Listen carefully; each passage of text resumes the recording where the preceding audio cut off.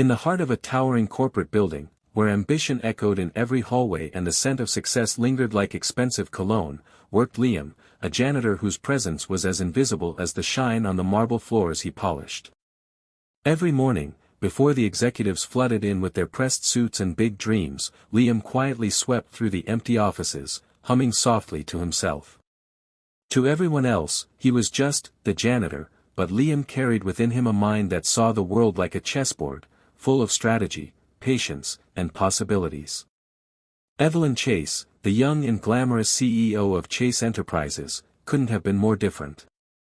At just 32, she was already a powerhouse, a woman who could close multi-million-dollar deals with a single handshake and silence a room with her commanding voice. To her employees, she was an untouchable figure, brilliant, intimidating, and untiringly ambitious.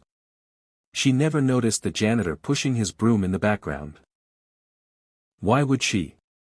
They lived in different worlds, until one ordinary evening when their paths crossed in an extraordinary way.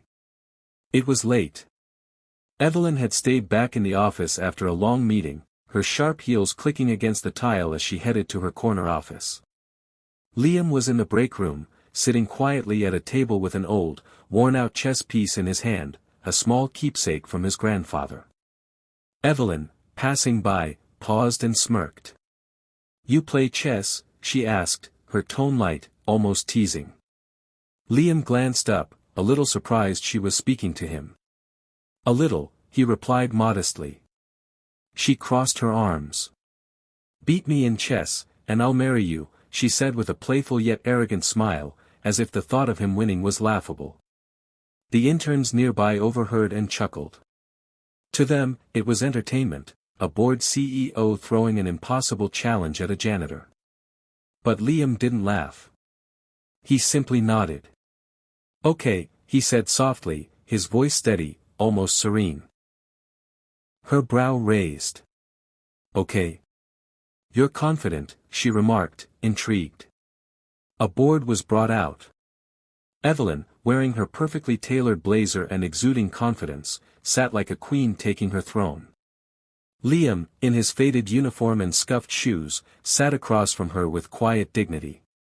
She made the first move, aggressive, fast, the same way she approached business. Liam studied the board for a moment, his fingers hovering over the pieces before moving deliberately. The room fell silent as the game unfolded. Evelyn played to dominate, expecting an easy win. But Liam saw the board differently. He wasn't just reacting, he was planning 3 steps ahead. And then, in what felt like an instant, he cornered her. "Checkmate," he said calmly. The room gasped. Evelyn blinked at the board, stunned. "Wait, what?" She replayed the moves in her head, but it was undeniable, she had been beaten in just 3 moves. The interns whispered in shock. Liam simply sat back, as if this wasn't a victory but just another game.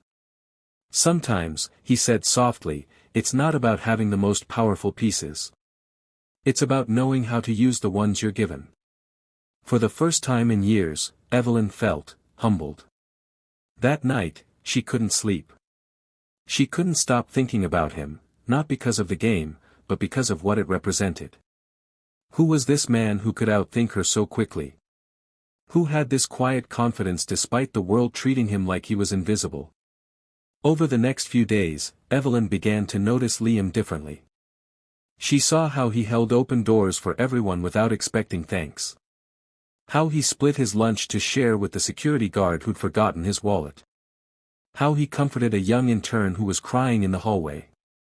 He wasn't just sweeping floors, he was quietly holding up pieces of humanity in a place obsessed with power and profit.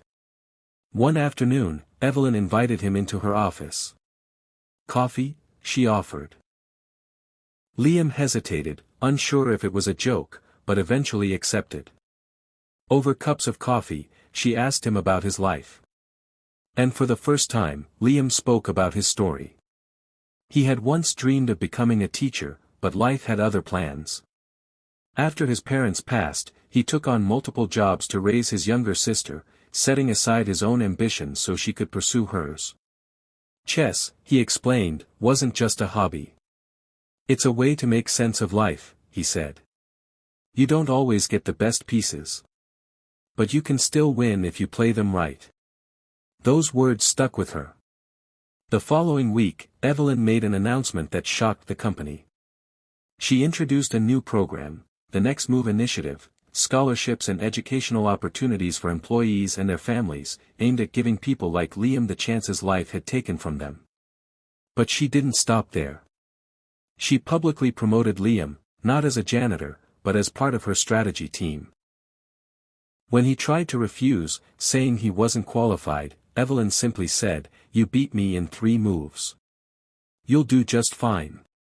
In the months that followed, Liam flourished. He became a vital part of the company, offering insights that stunned even seasoned executives. But he didn't change who he was. He continued to greet everyone with the same kindness, to help without being asked, to remind people that greatness often hides in the most unassuming places.